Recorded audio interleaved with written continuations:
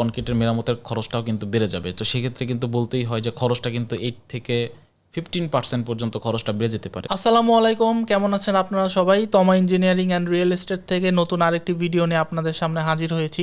আজকে আমরা কিছু প্রশ্নের উত্তর নিয়ে ইঞ্জিনিয়ার আব্দুর রহমান রাকিব ভাইয়ের সাথে কথা বলবো। তো ভাইয়া, বাড়ি করার আগে আবহাওয়া দেখে কি কি চেক করা দরকার? খুবই গুরুত্বপূর্ণ একটা কোশ্চেন করেছেন। বাড়ির ডিজাইন হাতে পাওয়ার পরই অনেকেই আছে তাড়াহুড়া করে লেআউট দেয়, কাজ শুরু করে। সেক্ষেত্রে আমরা এইসব জিনিস আমাদের হয়তো বা অত প্রয়োজন হয় না, বাট যদি আমরা সিস্টেমেটিক বা কনস্ট্রাকটিভ ওয়েতে কোনো কাজ করার চেষ্টা করি সেক্ষেত্রে কিন্তু আমাদের আবহাওয়া দেখে কিছু কিছু বিষয় চেক করে নিতে হবে। যেমন প্রথমত হলো, আমি একটা বাড়ির কাজ শুরু করতে যাচ্ছি, 10-15 দিনের ওয়েদার ফোরকাস্টটা যদি আমি একটু দেখে নিই আমার জন্য সুবিধা হয়।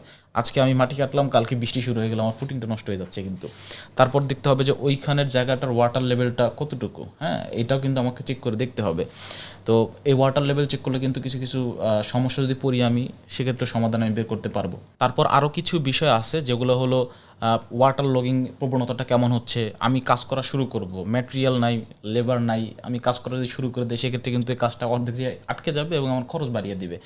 তারপরে দেখা যাচ্ছে যে ম্যাটেরিয়াল এবং বৃষ্টির যে বিষয়টা আছে, ওয়েদার ফোরকাস্ট দেওয়ার পরও যদি দেখা যাচ্ছে যে হুটহাট বৃষ্টি চলে আসে সেক্ষেত্রে কিন্তু কাজকে ধীরগতি করে দিবে এবং কাজের অনেক ক্ষতি করবে, যেটাতে আমাকে লস গুনতে হতে পারে।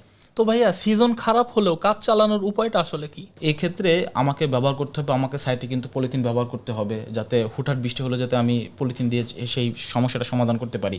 এবং সবচেয়ে ইম্পর্টেন্ট যেটা, সেটা হলো শাটারের যে লকিং সিস্টেমটা, এটা যাতে আমি ওয়াটার প্রুফিং যে শাটার আছে সেটা যাতে ব্যবহার করি। সেক্ষেত্রে কী হয়, পানি পড়লেও দেখা যাচ্ছে যে শাটার লিকেজ হয়ে পানিটা বের হয়ে যাচ্ছে না।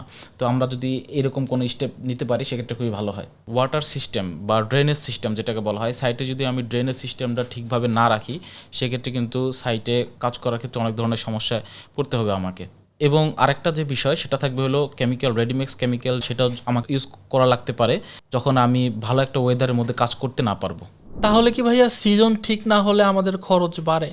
এখন এই কথাটা যদি বলতে হয়, কিছু কিছু পার্সপেক্টিভে আমাকে চিন্তা করতে হবে। যদি প্রথমে বলতে হয়, ডিরেক্ট বলবো যে হ্যাঁ বাড়ে। কেন বাড়ে? কারণ কি, যখন আপনি কাজের ডিলে হবে তখন আপনার ম্যাটেরিয়াল লস যায় এবং শ্রমিকেরও দেখা যাচ্ছে দিন বাই দিন তাকে খরচটা বাড়িয়ে দিতে হয়। তো এর কারণে কিন্তু খরচটা বাড়তে থাকবে।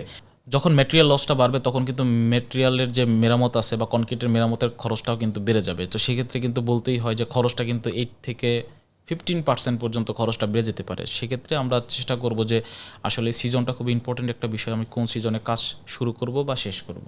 তো দর্শক, আশা করি আপনারা সবাই বুঝতে পেরেছেন যে কোন সিজনে বাড়ি করলে আসলে আপনার বাড়িটা টেকসই হবে, বাড়ি করার খরচটা কম হবে এবং সুন্দর মতো আপনারা বাড়ি করতে পারবেন। তো ভালো থাকবেন সবাই, দেখা হচ্ছে নেক্সট কোনো ভিডিওতে। আল্লাহ হাফেজ।